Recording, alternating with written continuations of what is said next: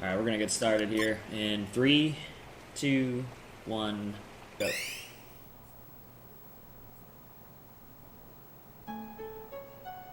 Alright, if you were up early, you might have heard my voice earlier. My name's Big Flong Balls. I'll be running Emelia's scenario.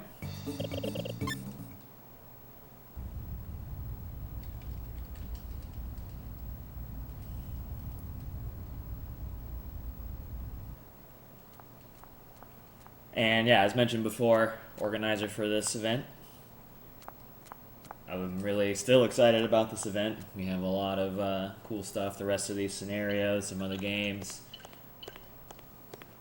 New runners, or at least rarer runners, so that's cool.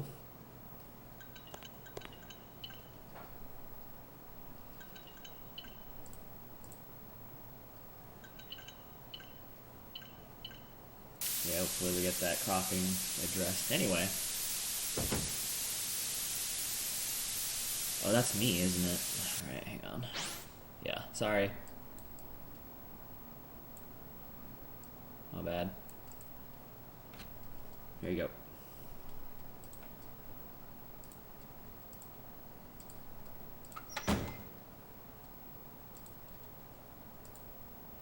Yeah, we're in a bit of a rush, so that's on me. But anyway, let's continue. We're on Emelia. This is gonna be pretty different in the sense that this will be the first scenario of the day, but we're not gonna be using any mechs. We're actually gonna be relying heavily on mystics this time, and a little bit of human action as well. So we'll change things up a little bit, although some of the locales will be the same. Yeah, we got Emelia. She's a supermodel. She was engaged to a cop, Ren. She came home one day to find Ren dead, or seemingly dead, and she gets accused of the crime by Fuse and the rest of the gang, and they put her in jail. So we're back in despair. This time we're trying to get out of it as opposed to get into it. And we're joined by Annie and Liza, and we're in a little game where the warden lets us just try to escape, and we're gonna move on from there. So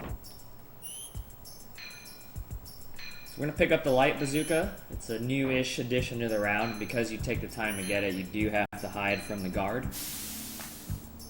And I'll tell you, one of the scariest things about the run, especially in a marathon, is actually getting into the locker. It's like way harder than it actually seems. And then from there, we're just going to move forward. We're going to try to get through this bird room. Yeah. There are kind of two general strategies there, to head down or thread the middle, and it really depends on where the birds are.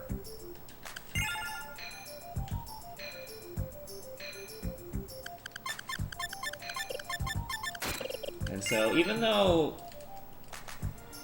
our two characters are pretty set in stone here, we're going to use Annie and Liza for the boss fight. Annie's like the sword person, and Annie's actually like a really good martial arts person. We're actually going to pop the bazooka on Liza.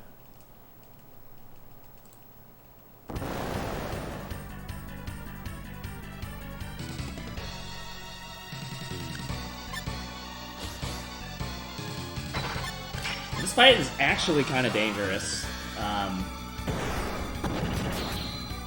The way it's set up, Liza especially, she's not particularly tanky. It's actually really good that Annie got hit there.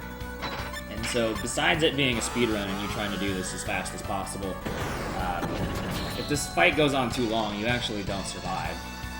And one of the things that'll make it last too long is if someone sparking interrupts the combo. Otherwise, it only takes 4 rounds. And so the key thing of putting the bazooka on Liza that stops her from sparking any martial arts abilities, although some of the martial arts abilities she can spark are really good, generally you just want to take it out of the equation. So we got actually a perfect fight. That's really nice. A perfect 4-rounder. And we'll move on from there. Annie can still mess her day up, though. She does like to spark. Usually it's one of those things where it's just like, you're either good, or she sparks like 12 things and you reset.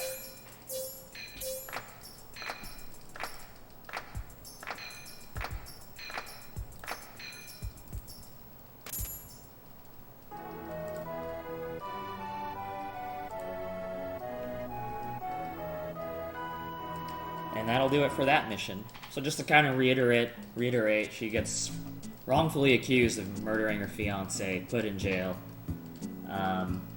gets the chance to escape and does. Now she's back out here in the street. This is the Joker villain. That's right, the Joker. He's the one who killed Ren and attacks Emelia, but you get saved by, what was it, Knuckles with sunglasses or something like that? He rescues you and takes you to this group here. Yeah. And it turns out the inmates who helped you escape are actually part of this group called Gradius, also a great name. Kind of like a vigilante group, and they are recruiting you. They're looking for this thing called the Cube, and the Cube and Joker are kind of connected, and you're kind of connected with Joker, so it kind of just seems like, oh, okay, recruiting Emelia seems like a good idea, even though she really has no sort of like combat experience or anything like that. I'm sure it'll be fine. I'm sure with enough training, she'll be alright. So she has to make up her mind, but, you know, if you're going to proceed with the game, you're going to have to say, yes, I'll join, and then we're going to start training right here. And so you're given your first gun. Actually, I guess you got it in jail, but you're supposed to train with it. But instead of that, it's actually faster to just defend your way through the training.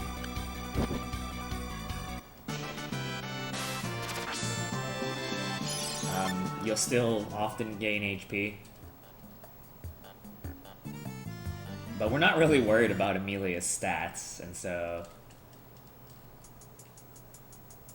we're concerned with speed.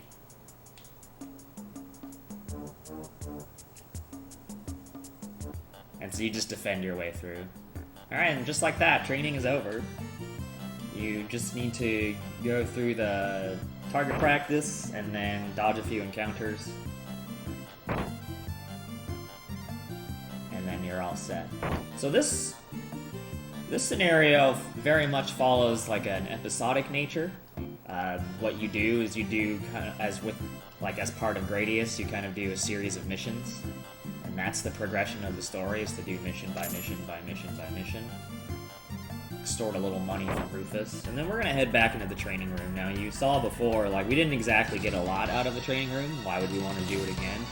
But the game doesn't actually let you do missions back to back to back to back to back without doing something.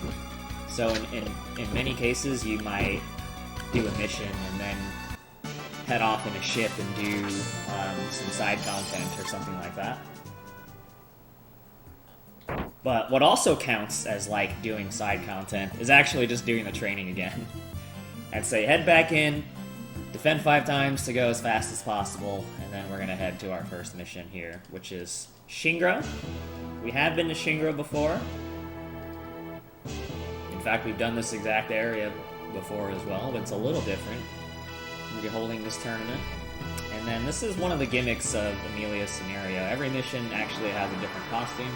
In this case, she is now the pink tiger. I'm gonna try to cut in line. I don't know that I got it. I did. Good.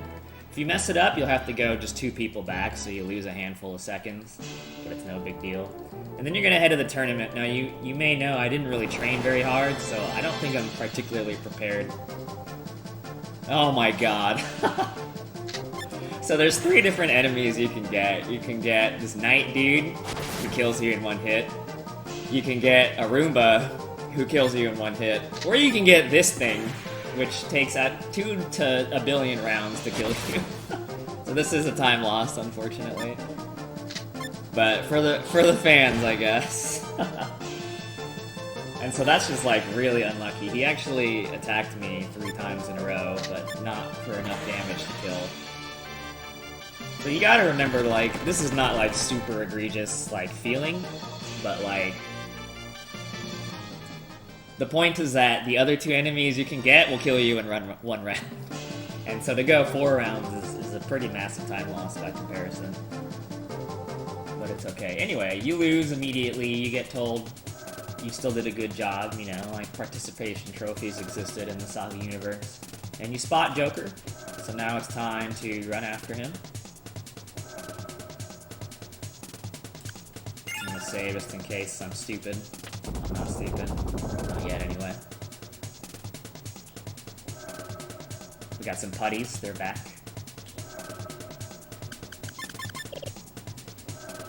Quick little position swap there.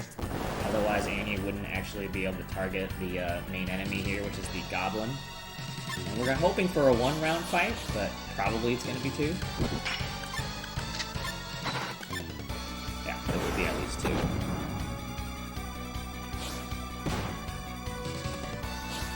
The only way to kill Goblin in one go is to combo.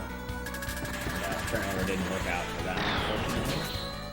So it's more than just knowing, as we saw already, it's more than just knowing what abilities to combo with each other. It's also important that things go in specific order a lot of the time. And turn order is heavily variant in this game. It's really, really hard to streamline it, if it maybe even impossible. So you can input all the right decisions, and it doesn't always work out. But that's fine. It definitely is much more common to 2-round that fight than it is to 1 round. So it's totally okay. No big deal. And then Joker gets away because the Goblin tried to get rid of us and was not successful, but still took enough time. Okay, so as mentioned before, you have to convince the game you've done something before you get access to the next mission, so we're just going to hop right back into the training room. Defend 5 times. Because it's faster than going through 5 attack animations, and you're not very likely to get very many ability ups. And now we'll move on to our next mission, which is the casino.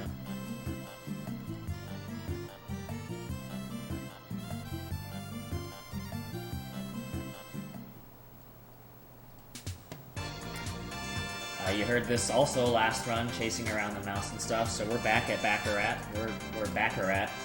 And the next costume is the Bunny Girl, where you're supposed to, people are going to want to give you information. But I've actually talked to the people, at least on the way where you're supposed to go, and none of them tell you anything useful.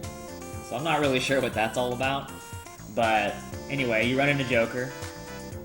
And if you move all the way around, you get blocked, so it's like, well, that's weird. So the key there is just to hit the elevator.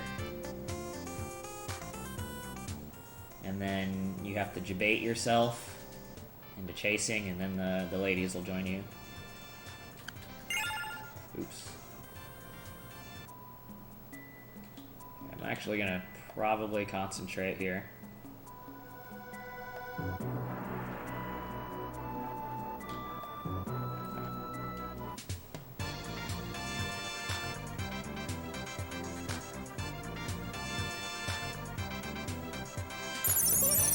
Okay, so you're running into Joker again. I don't know what he's trying to double, but he's doubling it. And then he throws gold at you and the gnomes come after you.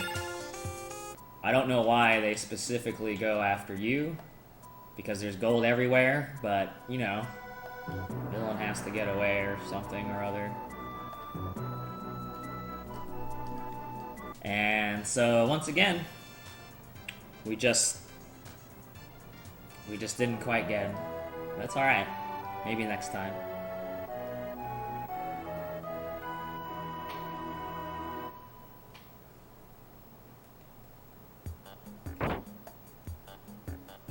So I don't know if you've noticed the trend yet, but we're ready for the next mission.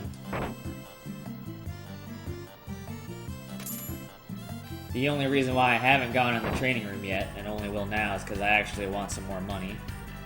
So we'll get that from our boy Rufus, and then head back into the training room so we can tell the game we did something, and it'll let us move on.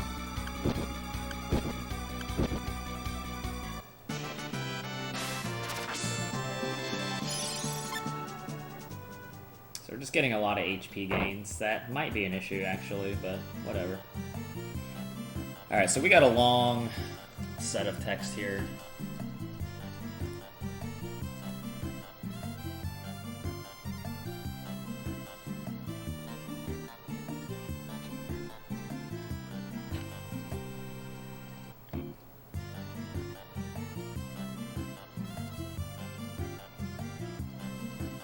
get a little bit of background about like how kind of ruthless Rufus is. He wants you to join a harem. When you say no, he just drugs your drink. And then you get sent to the harem anyway. So you're trying to... it's important that we bring up his name. You're trying to infiltrate Trinity base. And the current commander of Trinity is like a super pervert or whatever. And so that's how they kind of get you in. And so this mission's costume is... doesn't leave a lot to the imagination, let's say. Yes, you can go back and if you're doing like your own content, you can change into the other costumes if you want. We won't be doing that because we're trying to go fast here. But you might know a certain character on the bottom right, you might not.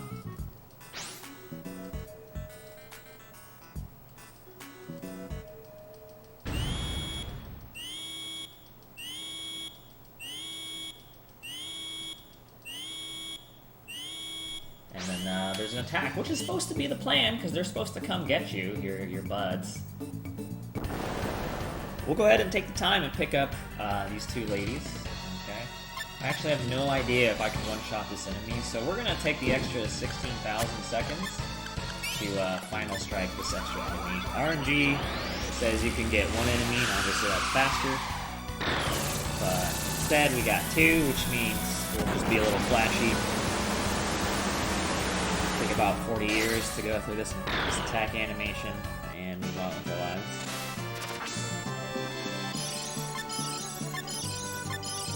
You're getting a lot of HP. Yes, so these ladies' names are Acellus and White Rose. You might just be seeing them again later, maybe, I don't know. And they will join your party. Okay, we're gonna dodge some birds. And we're gonna hang out with this guy. He needs help. And for all you Street Fighter fans, Square and Capcom got together to make sure Akuma could make it to this video game. It was mistranslated to be named Zazma, but it's Akuma. I mean, it's Akuma. You can't tell me otherwise. So now that we have the Raging Demon, we're ready to go.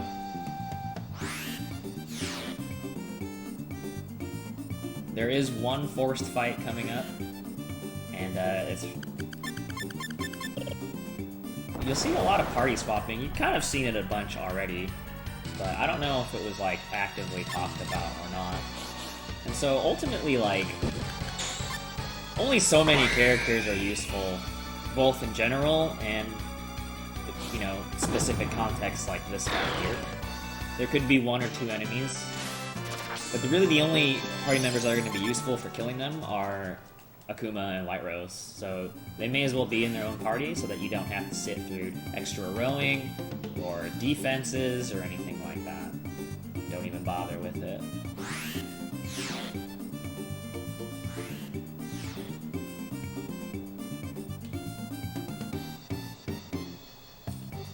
And it turns out we lose him again.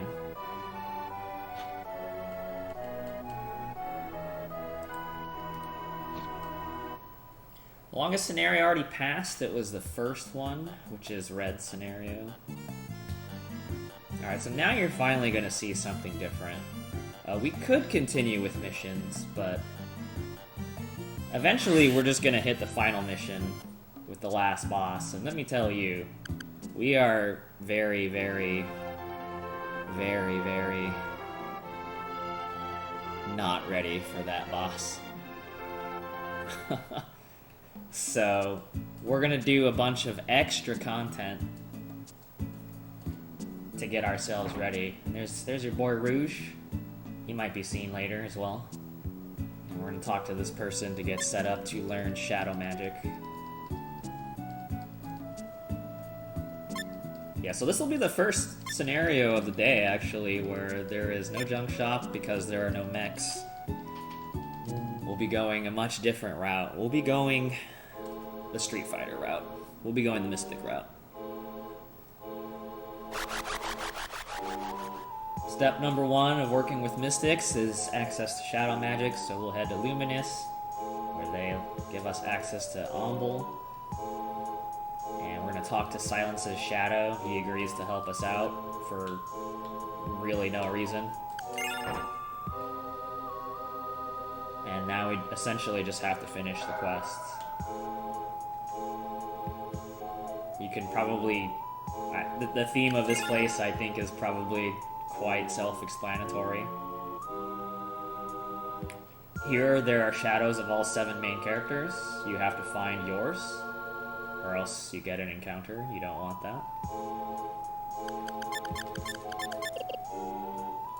And then the fight is set to force you to fight shadows of everyone in your party.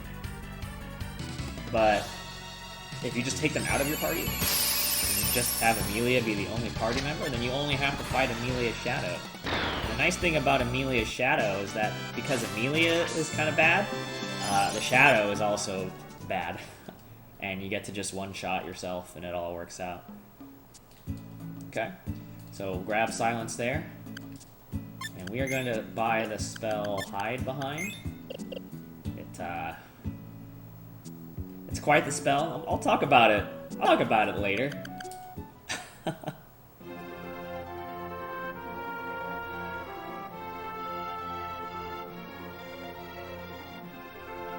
Just know that, yes, it was that important that we get the spell, so we did the content.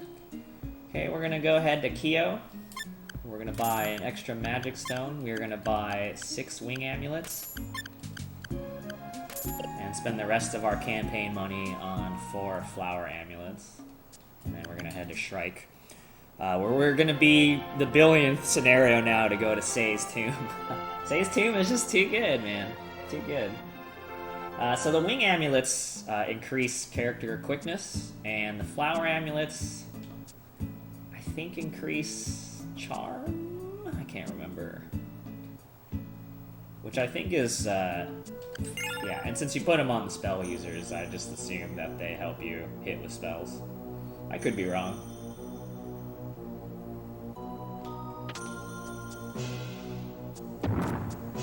And then we're going to set up our menu here.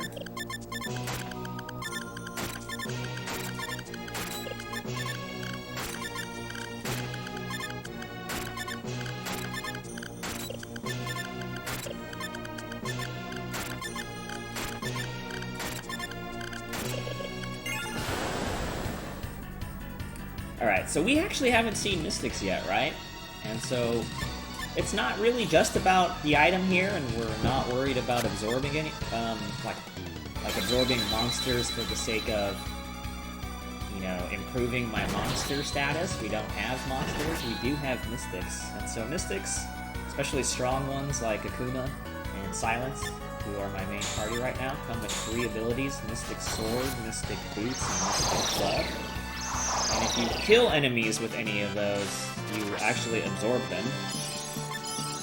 Not quite the same as Monster style, but kind of similar. Okay. And what it does is it actually increases their stats, and it gives them a special ability. So absorbing the skeletons with Mystic Sword increases their stats, and also gave them the Blade ability. We're going to do the same thing with this pair of skeletons, except we're going to use Mystic Boots instead. You can see we're pumping out more damage than 300 or 500. We did 400 and 700. Again, we want both of them to absorb. That's why I defended with Silence, because I don't want him getting another kill. He already got his absorb. Okay, from there, this Mizukugami shield is also just really, really good, so we're going to use it. We're not going to drop off the items. We didn't even get the 3rd one. I don't like where that fairy is, which means I'm, like, guaranteed to get an encounter, because I'm bad. Yeah. Usually you can scoot by that fairy, but sometimes it's in a position that's not particularly favorable. The good news is that we just got some hefty absorbs, and so even our punches are like way overpowered for what these battle rank 1 enemies are, or low battle rank enemies are.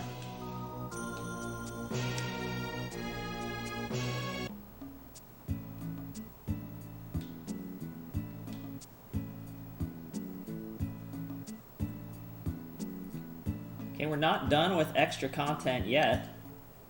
None of this is required content, but again, we're not too far off from the end of this scenario. It's a pretty short scenario, and we are very not in shape for the final boss. We do have to make one last stop to Omi in the Lord's Manor, which we've also been to before in previous runs.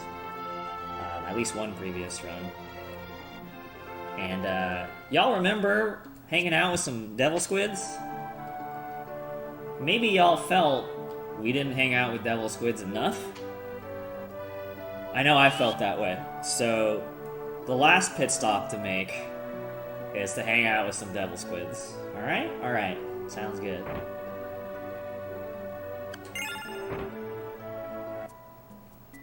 We might play Devil Squid Reset again. We might. There's a lot less messing around in here. You can go direct. You don't need any items or anything like that. What we want is one last absorb for both mystics that I'm using right now. So, the ability we got from the second set of skeletons gave us, again, more stat increases, but also the assassinate ability. The Devil Squid always uses Maelstrom, excuse me. First, the silence is going to absolutely die to, but unless you get unlucky, very unlucky, Akuma will survive every time. So we're going to pop that Mystic Glove on, get one last absorb, which is going to give Akuma, at least for now, the best ability we can get our hands on, which is Tiger Rampage. It's a wonderful ability. Now, normally I would skip this part in a PB attempt, but we were trying to be marathon safe, so we will grab this character, Seraphim, the mermaid. Won't do anything with her yet, but she will be very key in attempting to survive the final boss. In the meantime, we need to try to get Silence this absorb as well. And so, I don't even have time to really explain what's going on. What you need to have is for Akuma to go first, to make sure that the Mystic Glove hit kills. And then you're fine, which is exactly what happened. If that doesn't happen and Silence goes first, then you have to reset and try again. So it can work first try, just like it did, or it could be second try, or third try, or fourth try, or whatever, but instead, we got it first try.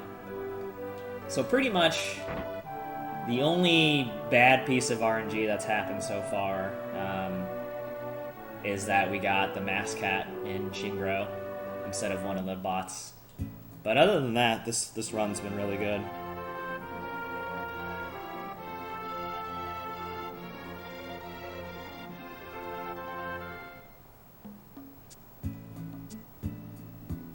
Okay, so we actually did what, like 3 pieces of content? Say's Tomb, Omi, and Luminous, so we don't have to pop into the training room this time. Yeah, hitting the fairy is not really RNG, though. We're talking strictly about RNG. Execution-wise, yes, I made a mistake there, for sure.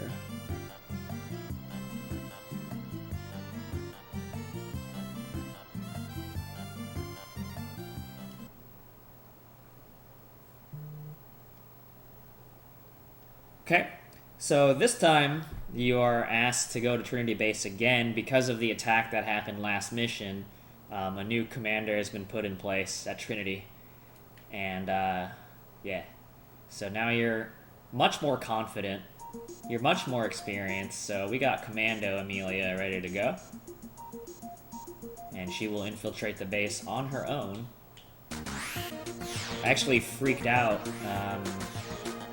on a run of mine one time because you are quite literally by yourself, and these cars give you like a quick second before they charge at you. I don't know that it's a full second, but whatever. You always get time, and so usually dodging them is really, really straightforward. But I still happened to run into one somehow, and I was like, "Oh, cool!" without saving, and I was like, "Yes, I'm just dead now." But at least that time it worked out. So anyway, Emelia is like probably one of the most, if not the most accessible of the 7 main characters to pick up. Hers is like the second shortest, and there's really not a lot of menuing. There's like more than 2 menus, but only really 2 real menus that actually take work. The encounter dodging is probably the easiest out of the 7. You still have to learn, like, you can still be bad, of course, but I think it's the easiest to be good at. I definitely had struggled with this game. I know it was talked about during Red's scenario, where it's just like the running and moving in this game is like really fast, and it's cool. And execution is, key, but it can be really hard. But this run is really, really accessible in my opinion. It's a really good first scenario to take up. But, of course, there's SaGa RNG to contend with at all times, but at the very least, the skill ceiling is not hard to reach. We met the new commander there. You might see him again. I don't know. He gave us some pieces of information about Joker, and gave us a necklace called the Angel Brooch. And, yeah, and that's it. We got the whereabouts of where Joker is, and we're gonna head out. So that was the second to last mission. It's basically a glorified cutscene, because all you do is a bunch of easy dodges, and then you talk, and then a bunch of easy dodges again. That's it. Alright, so this is our last mission. We are in Yorkland. And all we really have to do is go through a series of screens, try to dodge these enemies. Go solo Akuma.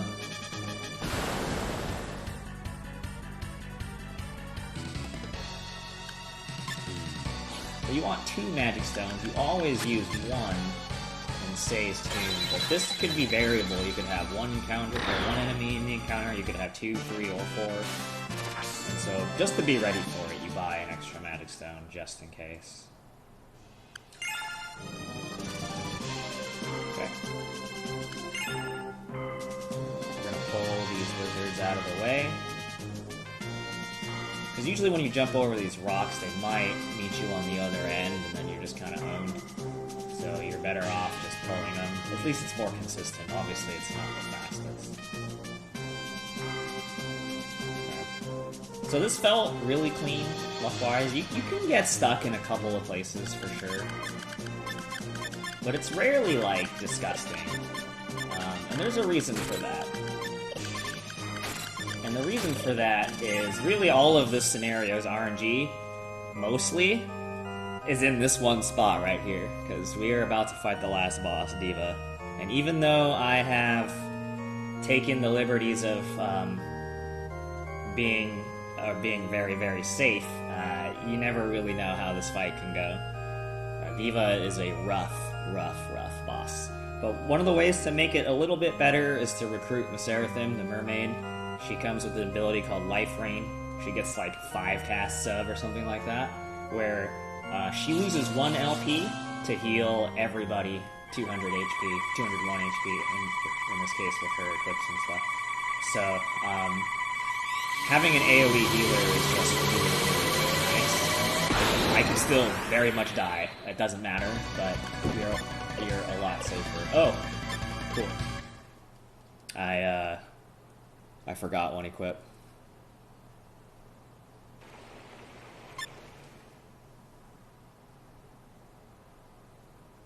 It's okay. It's really not a big deal.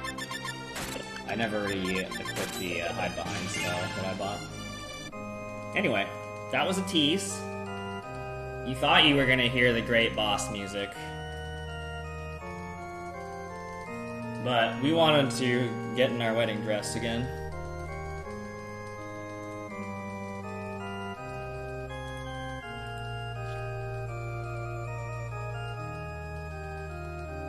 But yeah, now that there isn't RNG throughout the run, there definitely is, but most of it is right here. And so that's just one of those things, like, ooh, Dick got all the good luck. It's like, well, we'll see. We'll see.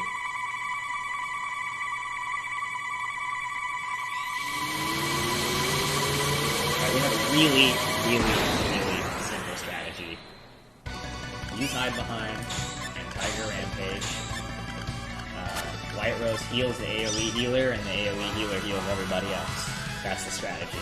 So Hide Behind, in and of itself, does nothing. But it is a high priority spell, which means it's basically guaranteed to go first every time. And then,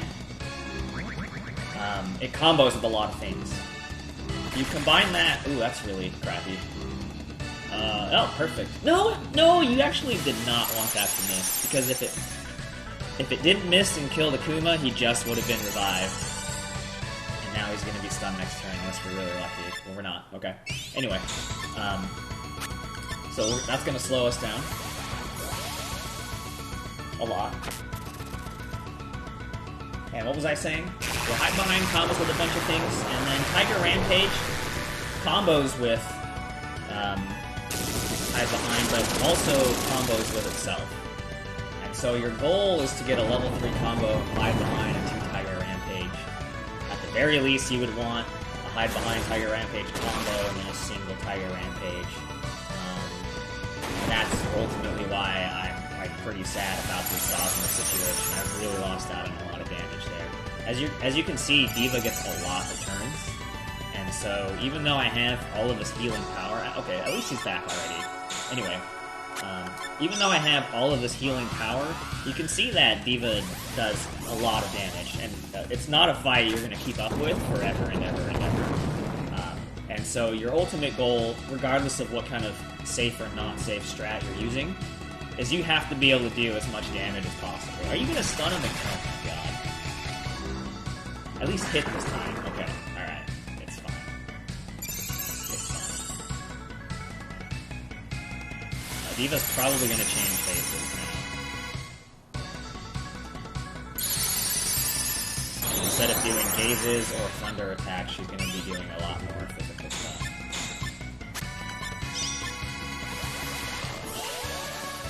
And so, I honestly don't know how much combos were talked about. Certain things combo with certain things, period, yes. But also, turn order is incredibly important. All of the things in the combo need to happen in a row. And even then, there are specific combos where, like, if you're putting in different abilities, it might even have to go in a specific order.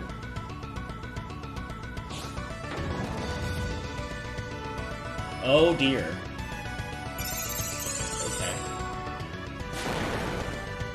This is not great.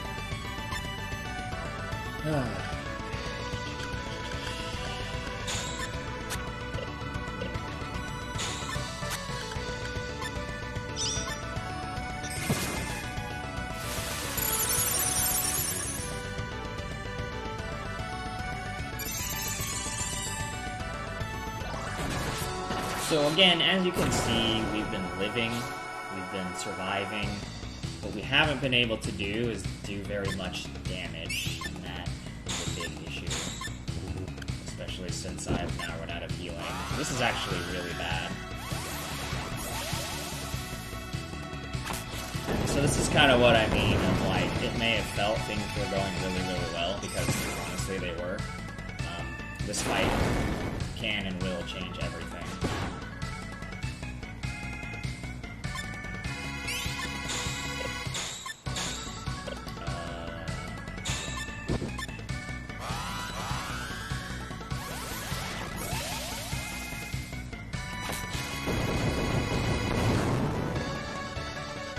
I definitely wouldn't say it's, like, impossible. It's most definitely not impossible, but it ain't great so far.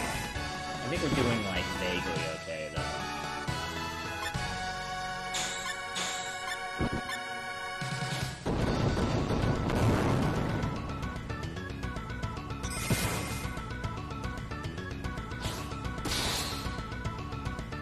We really, at this point, need Diva to start targeting the Seraphim or anyone who's already dead, and leave our two other guys alone, and so they can just slowly but surely whittle her down.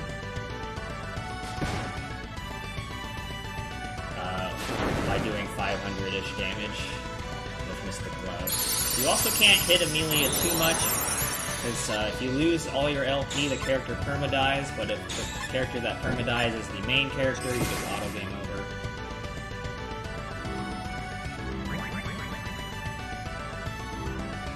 Not again, dude! Oh no. Oh no. Okay, we got it. Everything's good. Yo, it wasn't even Akuma, solo Akuma, dude. It was solo Silence. Silence got his time to shine.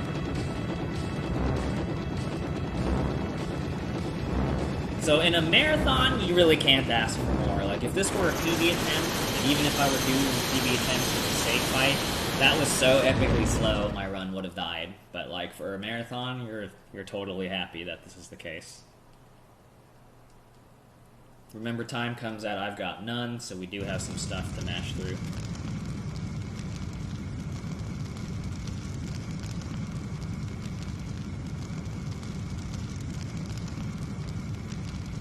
To be fair, my estimate was extremely friendly.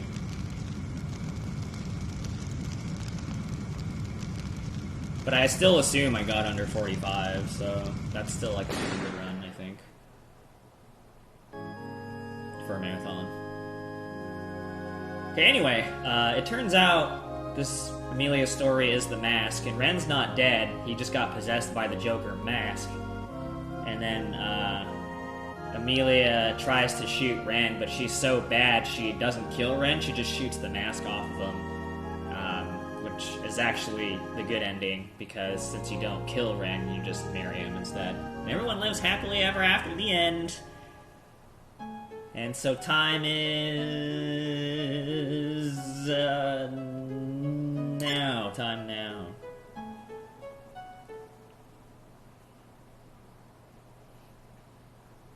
Okay.